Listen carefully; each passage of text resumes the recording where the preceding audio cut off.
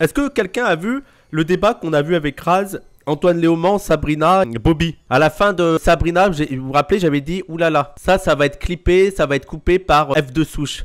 Quand Sabrina a dit le LFI c'est le parti des Arabes. Et bah apparemment ça a été sorti par les fachos. Y a pas pour quelqu'un qui peut me donner le lien quand il y a l'extrême droite qui a coupé le passage de Sabrina qui dit que la France Insoumise c'est le parti des Arabes? Parce qu'ils sont tellement prévisibles, c'était tellement sûr qu'ils allaient le découper ce passage. Merci, merci Sabrina. J'en profite pour saluer F2 Souche qui est déjà en train de couper le passage sur LFI, le parti des Arabes. Merci, ça a permis de poser les bases. On va discuter justement là tous ensemble de cette question de la dignité. Ah putain, mais il y a même un article, journal du dimanche. Waouh. Oui, la France Insoumise est le parti des Arabes. Par la journaliste Sabrina Waz, l'effet est devenu le parti des Arabes. En effet, selon elle, il s'agirait de la seule formation politique qui reconnaît la lutte antiraciste et contre l'islamophobie comme une lutte pour la dignité. Mais je veux dire, quand il y a l'explication, en fait, quand tu t'arrêtes pas à juste c'est le parti des Arabes et que tu vois l'explication de Sabrina, tu comprends la phrase, quoi. Tu comprends, reconnaît la lutte antiraciste et contre l'islamophobie comme une lutte pour la dignité. Donc tu as envie de dire, oui, bon, quel est le problème? Je comprends pas. Quel est le problème? Imagine, tu tapes 6 heures de live pour faire ressortir une phrase hors contexte. Non, mais ça, c'était sûr qu'elle allait. J'étais en mode, oui, bon, ils vont le dire. C'est une déclaration explosive, la France Insoumise. Sur la France Insoumise, la journaliste Sabrina Waz, putain mais c'est passé au JDD, s'exprimait lors d'une émission sur le média en ligne de Parole d'Honneur qui ambitionne de porter un regard neuf sur l'actualité en faisant entendre la voix des quartiers de l'immigration postcoloniale, en présence notamment du député insoumis Antoine Léaumont. Lors de ce rendez-vous, Sabrina Waz a rapporté un échange qu'elle a eu avec un électeur du Rassemblement National qui lui aurait lancé que le LFI était devenu le parti des Arabes.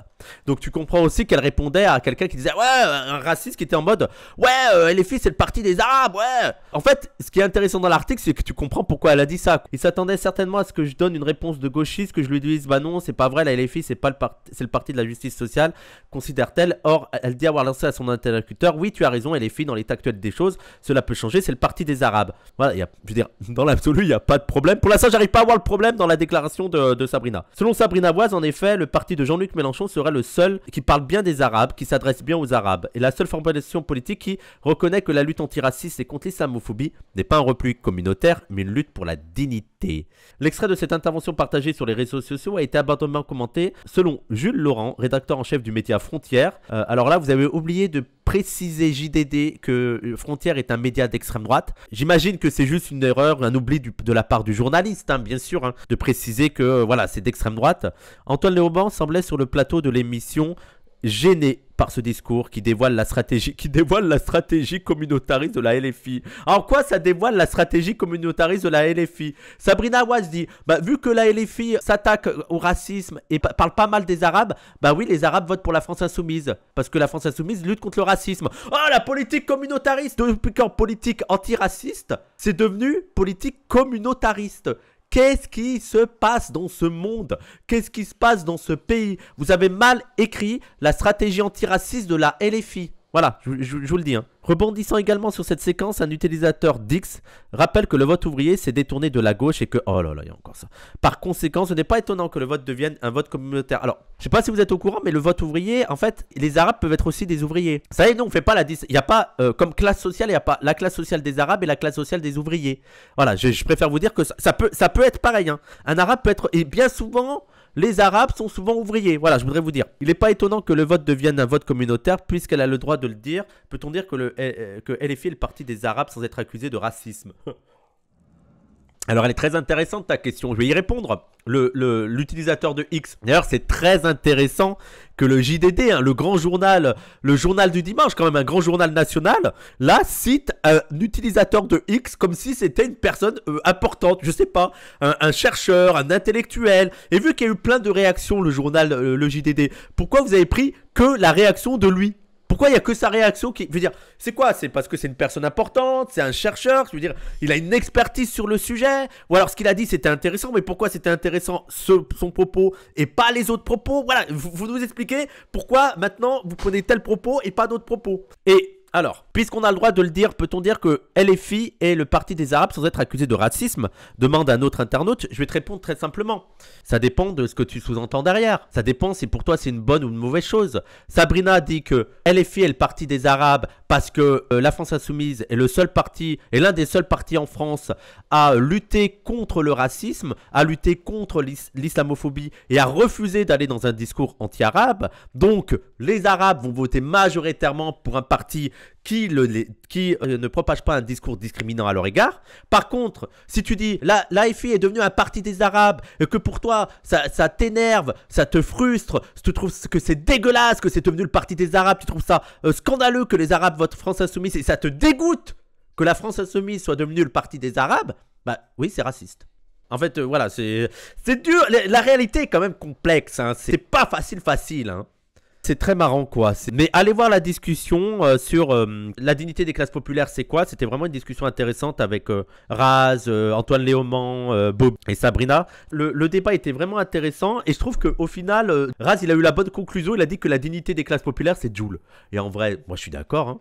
Est-ce que Jul, c'est pas celui qui rassemble le plus les classes populaires? Les petits blancs et les noirs et les arabes de classes populaires. Et c'était très intéressant aussi le passage de Antoine Léaumont sur le drapeau. Et c'est vrai qu'en fait, c'est un sujet qui nous occupe en ce moment dans le mouvement des coloniales et notamment dans Parole d'honneur. On va se le taper combien de temps ce troll marxisme scientifique? Ah, mais calculez-le pas. C'est pas à moi de le dire, c'est aux Arabes eux-mêmes. C'est quoi le défaut inhérent aux Arabes du coup? Mais c'est pas à moi de le dire, c'est aux Arabes eux-mêmes. Attends, c'est quoi? J'ai pas compris la question. Mais c'est quoi le défaut inhérent aux Arabes? Je comprends pas. Mais qu'est-ce qu'on a à dire nous sur le défaut des Arabes? Il a dit que les Arabes ne reconnaissent pas leurs torts ou leurs défauts. En fait, il faut qu'on se réunisse nous les Arabes. Déjà, mais même le terme arabe, il est pas parfait aussi, hein. On parle des Arabes, il est pas parfait. Est-ce que je suis arabe? Moi, je suis pas arabe. À la rigueur, je suis maghrébin, nord-africain, mais je suis pas vraiment arabe. En fait, tu vois le côté un peu pas sérieux des catégories raciales, quoi. Si tu veux aller vraiment dans. Donc ça veut dire quoi? C'est quoi reconnaître les défauts des Arabes? Monsieur le marxisme scientifique. Donc d'un point de vue marxiste et d'un point de vue scientifique, c'est quoi le défaut inhérent aux Arabes? Vas-y, explique-moi. Bref, moi j'ai trouvé la discussion intéressante et c'est vrai que je sais qu'il y a beaucoup de gens qui sont réticents à la discussion sur le drapeau. Et nous-mêmes, en fait, on n'aime pas le drapeau français. En fait, on n'aime pas le drapeau tricolore parce que pour nous, mais si on n'aime pas le drapeau tricolore, c'est pas par détestation de la France. Et c'est pas parce que le bleu, le blanc et le rouge nous font gerber. C'est parce que pour nous, encore maintenant, il représente, c'est le drapeau d'une puissance impérialiste qui colonise, qui sème la terreur un peu partout, qui réduit des gens à la misère. Voilà, c'est les symboles qu'on voit sur le drapeau français, c'est ceux-là. C'est pour ça qu'on n'aime pas le drapeau français. Maintenant, on est obligé de constater que dans des mouvements populaires, comme les Gilets jaunes, mais pas seulement. Moi, je rappelle l'exemple de la France Insoumise. La marche contre l'islamophobie. Pendant la marche contre l'islamophobie, il y a beaucoup d'Arabes, il y a beaucoup de musulmans, il y a beaucoup de non-blancs qui ont agité le drapeau français. Il y a beaucoup de gens... Ah bah tiens, derrière, vous avez vu mon drapeau là. Ça, c'est un drapeau, ça. Ça, c'est un drapeau. Beaucoup de gens, beaucoup de manifestants ont agité le drapeau français, ont chanté la Marseillaise et tout. Donc, quand bien même nous, on n'aime pas ce drapeau, en raison des significations qu'on lui donne, on est obligé de partir du constat que ce drapeau, il est agité par des personnes de classe populaire et pas forcément pour des raisons conservatrices, pour des raisons réactionnaires, pour des raisons racistes. Voilà, il faut réfléchir aussi à ça. Il faut réfléchir à ce que ça signifie et réfléchir, est-ce qu'on peut faire quelque chose de ce drapeau ? Est-ce qu'on peut en faire quelque chose? Vous-même, vous avez ce constat. C'est pas la même chose quand le drapeau français s'agite dans une marche contre l'islamophobie ou s'agite avec les gilets jaunes que quand il y a le drapeau français qui est affiché pendant une manifestation d'extrême droite. Il y a des sens différents qui sont donnés à ce drapeau. Donc peut-être qu'il y a un enjeu de lutte par rapport à ça. Parce que ce drapeau peut aussi représenter la révolution, peut aussi représenter les véritables idéaux universalistes, peut aussi représenter l'égalité des hommes et tout. Je veux dire, la déclaration universelle des droits de l'homme. Donc peut-être, alors on n'a pas la réponse parfaite, mais peut-être qu'il y a un combat à faire sur est-ce qu'on doit faire quelque chose de ce drapeau? Est-ce qu'on peut faire quelque chose de ce drapeau? Qu'est-ce qui se passe quand dans une manif de gauche il y a ce drapeau? Voilà, c'est des questions qu'il faut se poser. Et d'ailleurs, c'est ce qu'elle a dit Ouria là tout à l'heure dans l'intervention. Elle a dit, mais moi-même, je n'aime pas ce drapeau, mais voilà, on est obligé. de réfléchir à ça. Qu'est-ce qu'il a, marxisme scientifique? Le niveau à l'école. Le niveau à l'école de quoi? La représentation dans la criminalité, la surmortalité des hommes arabes à cause de la junk food, l'irrespect pour la nation israélienne au-delà de Tzahal. Ben, allez, allons dans la surreprésentation. Allons dans la surreprésentation de la criminalité des Arabes. Marxisme scientifique, toi qui es marxiste et qui es scientifique, c'est dû à quoi la surreprésentation des Arabes dans la criminalité? Vas-y, dis-moi. Partons du principe qu'il y a une surreprésentation des Arabes dans la criminalité. Toi qui maîtrises le marxisme scientifique, la dialectique marxiste, qui maîtrise l'analyse des conditions matérielles d'existence, quelle explication tu donnes à la surreprésentation qu'il y aurait des Arabes dans la criminalité? Vas-y. On va voir si tu es un vrai marxiste scientifique. C'est un sujet complexe, j'ai pas mis tant de réflexion que ça. Bah alors ferme ta gueule. T'es un marxiste scientifique, pourquoi tu donnes ton avis sur des choses auxquelles t'as pas réfléchi? Ferme ta gueule. Allez voilà, maintenant c'est fait, allez dégage. Allez, voilà. Allez. C'est comme, vous avez eu Cédric Pillule? Cédric Pillule qui a voulu baiser les gens. Attendez, je vous montre Cédric Pillule. Bah, en fait, vous ouvrez vos gueules pour des trucs je ne comprends pas. Parce que en fait, les marxistes réactionnaires, là, il faut vous en parler 2 secondes, mais vous êtes des réactionnaires, c'est ça le problème. Déjà, il y a ça, il y a ce tweet. La racialisation à outrance de la politique française n'aide pas la lutte anti-racisme, mais renforce l'extrême droite qui, elle, parle de race depuis des années. Il n'y a pas des petits blancs et des racisés, mais des travailleurs qui souffrent du capitalisme. Toujours la même rengaine, toujours la même phrase, toujours la même... Alors moi, encore une fois, j'ai une question de Marc-Antoine Leroy. C'est pas parler de la race qui fait exister la race, tu vois. C'est pas parce qu'on dit qu'il y a des discriminations raciales que les discriminations raciales existent parce qu'on a dit qu'elles étaient là. Non, les discriminations raciales préexistent au fait de les dévoiler. Ok? C'est pas nous qui avons fait en sorte que les gens considèrent autrement les gens selon leur couleur de peau, selon leur religion, selon leur nom. Voilà, c'est un fait qui est établi.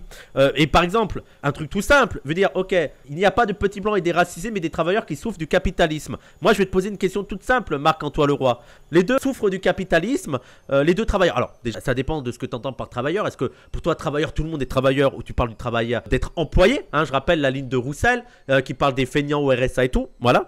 Mais deuxièmement, prenons un truc tout simple sur les classes populaires. Il y a une partie des classes populaires qui souffrent beaucoup plus des violences policières. Pourquoi? Voilà, je voudrais qu'ils me disent pourquoi. Quelle est la raison? C'est quoi? C'est parce que c'est des travailleurs, encore plus travailleurs que les autres travailleurs? Pourquoi un ouvrier noir et arabe va avoir plus de chances d'être contrôlé, d'être violenté par la police qu'un ouvrier blanc? C'est quoi? C'est parce qu'il est encore plus ouvrier que l'ouvrier blanc? Voilà. Et on va parler aussi des prisons. Il est assez évident que la prison, dans les prisons, il y a en majorité des Noirs et des Arabes. Des Noirs et des Arabes de classe populaire, hein, des Noirs et des Arabes qui occupent les plus basses strates de la société. Quelle est ton explication si tu ne parles pas de la race? C'est quoi ton explication? Quelle est l'explication que vous donnez si vous ne voulez pas parler de racisme? Je ne comprends pas. Si vous ne voulez pas affronter le problème racial, comment vous expliquez que les Noirs et les Arabes sont enfermés en majorité en prison? Alors je sais que là, il y a les fachos qui vont dire ah, parce que c'est des Noirs et des Arabes. Mais ça, on s'en fout, ça ne nous intéresse pas. Les fachos qui ont une explication biologique ou culturaliste ou que sais-je, on s'en bat les couilles. Là, je parle à quelqu'un qui est censé être marxiste. En tant que marxiste, voilà, tu veux te la jouer marxiste. En tant que marxiste, comment t'expliques que les Noirs et les Arabes sont enfermés davantage en prison? Justement, parler de race, ça fait exister le racisme, c'est un truc qu'ils veulent pas confronter. Oui, alors voilà, on pourrait le dire différemment, c'est-à-dire que nous, à parler de race, on met en avant la question du racisme et eux veulent pas l'affronter. Et en fait, ça me fascine parce que eux, ils sont en mode non, il y a que des travailleurs. Mais vous les attirez même pas, les travailleurs. Arrêtez de faire genre, vous attirez les travailleurs, vous n'attirez même pas les travailleurs. Les travailleurs, ils votent même pas pour vous. Arrêtez de faire croire que vous avez le discours qui va rassembler la classe ouvrière quand la classe ouvrière vous fuit depuis des années et des années. Vous êtes là en porteur de leçons, vous êtes le vrai communisme, le vrai discours marxiste et tout. Vous êtes éclaté au sol. Je comprends pas. Et d'ailleurs, allez voir cette émission qu'on avait fait avec Statis Kouvelakis et Yessa Belkodja sur le média où on a parlé en fait. Alors, il y a un petit titre mensonger, c'est Ruffin-Mélenchon, la stratégie gagnante pour unir petits blancs et racisés. J'ai vu dans les commentaires les gens qui disaient « Ah, c'est pas très juste parce que les gens qui participent au débat sont tous pro-Mélenchon et anti-Ruffin. » C'est vrai. Effectivement, c'est vrai, ça, c'est pas juste. Sauf que c'était pas pour ça qu'on était invités. Hein. On n'était pas du tout invités pour un débat Ruffin-Mélenchon. On était invités pour parler de l'événement qu'on était en train de faire, les tours et les bourgs. L'idée, c'était de questionner, de présenter l'événement et d'expliquer pourquoi cette question des tours et des bourgs était importante.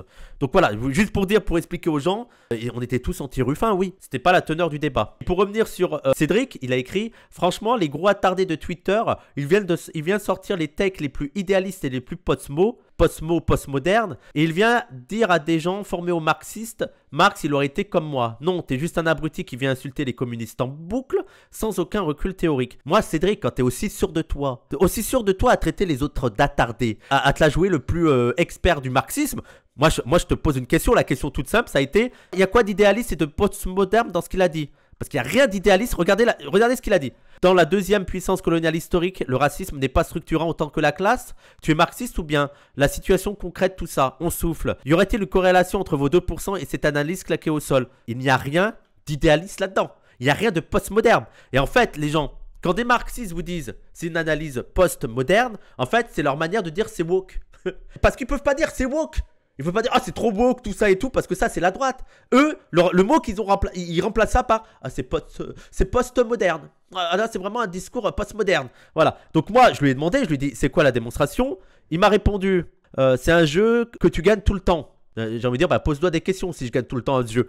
Tu te demandes des démonstrations parce que tu es dans le camp de la raison, mais en fait, tu es marxiste, donc toi aussi, ton tweet, c'est de dire que toi, tu es dans le camp de la raison. Qu'est-ce que tu es en train de me faire là? Tu es dans le camp de la raison, t'arrêtes pas de dire, vous dites n'importe quoi, bande d'attardés, c'est moi qui ai la vérité. Toi aussi, t'es comme ça. Je comprends pas ton truc. Sur une plateforme où c'est impossible d'en faire, tu vas pointer une maladresse dans un de mes tweets et des réponses et tu vas l'exposer à ta commu. C'est bon. Alors, j'ai l'impression que c'est c'est exactement ce que tu viens de faire. Mon petit gars, tu peux pas me reprocher des choses que tu viens juste de faire là. Voilà. Et moi, je suis d'accord avec toi, hein, Cédric, y a pas de souci. Hein. Et donc, c'est pour ça que, Cédric, j'espère que tu vas avoir la réponse. C'est pour ça que je t'ai dit, eh ben, on peut en discuter par texte interposé si tu veux. Aucun souci. Aucun souci. Tu me fais un article, mais t'as pas besoin de faire long. Tu me fais une page, tu me fais ce que tu veux. Tu me fais la démonstration que tu veux sur une page pour m'expliquer pourquoi la position de cathédrale osseuse est postmoderniste et idéaliste. Et moi, j'y réponds par un autre article. Moi, je suis d'accord. Voilà. Donc, j'aimerais bien que, si tu as une réponse, s'il te plaît, voilà, si tu peux répondre à ça. Voilà. Bon, bah voilà. Après, qu'est-ce qu'il y a à dire sur. Moi, j'ai bien aimé l'événement des bourgs et des tours. C'est un gros sujet. Là, vous allez voir que je préchote les scandales qu'il va y avoir pour les prochains jours, notamment par toute la gauche qui nous déteste et tout. Ça va être parce que pendant les tours et les bourgs, on a reposé la question nationale. On s'est demandé est-ce que c'est pas intéressant de penser la question nationale sans tomber dans le nationalisme. Mais est-ce que le cadre national pour penser une révolution, pour penser un terme de mobilisation, est-ce qu'il faut totalement l'oublier? Est-ce qu'il faut totalement l'abandonner? Ou est-ce qu'il n'y a pas des choses à faire autour de ça? Donc ça sera les grosses discussions qu'on aura dans les prochains mois et tout. Et c'est notamment avec toute la question du Frexit. Sur le Frexit, je vais faire un talkie oui avec Marlène Rosato. Marlène Rosato qui est vraiment basée de ouf, une économiste marxiste qui a bossé sur la question de l'Union européenne et qui a bossé sur la question de est-ce que c'est possible d'avoir un Frexit de gauche, qu'est-ce que ça voudrait dire et tout. Mais bref, voilà, on va discuter de tout ça et je pense que ça va être le gros débat et il va y avoir les critiques bas du front qui vont faire croire que nous on veut le retour d'un discours nationaliste comme la droite ou l'extrême droite. Pas du tout. Moi, je répète ce que j'ai dit depuis le début, les gens, vraiment. Si en agitant le drapeau de la France, on fait l'éloge de Louise Michel, de René Vauthier, de Frantz Fanon, de Jean Genet, de Toussaint Louverture, je suis le premier à l'agiter le drapeau. Voilà. Si dans ce drapeau-là, on met ces symboles-là, ces combats-là, et avec ce drapeau français, on dit que oui, l'Algérie, ça a été ce qu'on appelle la défaite d'Algérie, en fait, ça a été la victoire de l'humanité. Ce qu'on appelle la défaite au Vietnam, en fait, ça a été une victoire pour les révolutionnaires. Je suis prêt à l'agiter, ce drapeau. Donc voilà, c'est les questions à se poser. Bref,